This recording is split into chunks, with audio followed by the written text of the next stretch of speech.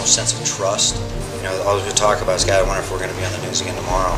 What are they going to leak next? What's going to be leaked next? And in a rare display of bipartisanship, leaders of the House and Senate Intelligence Committees warned the leaks threaten to do imminent and irreparable damage to our national security.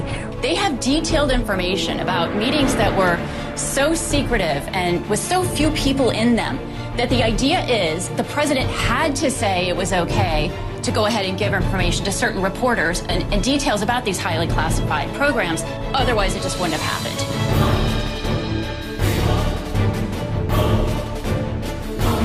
You guys are very, very angry, very disappointed, and there's just bottom lines are just that feel there's lack of trust. I think that's pretty much across the board, pretty much everybody that I've talked to. And we talked about the trust deficit in the current administration because there's a pervasive feeling throughout our community that he's going to use whatever makes sense to get him reelected and doesn't really care about the folks who are there on the front lines fighting for him. Curious, could each of you give me a guesstimate as to the percentage of your friends or colleagues in the SEAL community who will not be voting for President Obama for re-election? 99.9%. I'd say 95%. I'll go with high 90s, but also pay attention to last election in 2010, where a lot of absentee ballots that were from the troops, from military, were not counted because they were sent out late or they were neglected, and that's just a reason why you wouldn't want those things to be counted.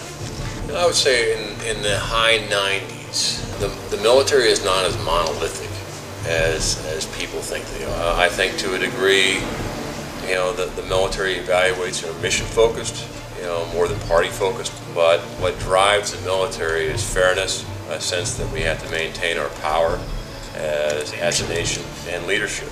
They'll go with a Democratic president as long as there's leadership there, as much as they'll go with a Republican president if there's no leadership. And I think what we're pushing back is the president administration isn't showing the leadership that a commander-in-chief should have. I can tell you the economy's not great. And my friends work hard. Many of them are still in the defense industry somewhere, a lot of them overseas. And they're working hard. A lot of them don't have time to pay attention to what's going on because they're trying to put bread and food on the table. And that's a big issue, is that we're asking the military, former military, active duty to pay attention and call of duty to make sure you understand what the facts are and be an American and participate. But don't let others decide for you. Is that get engaged. America needs to take back our country, and America is us.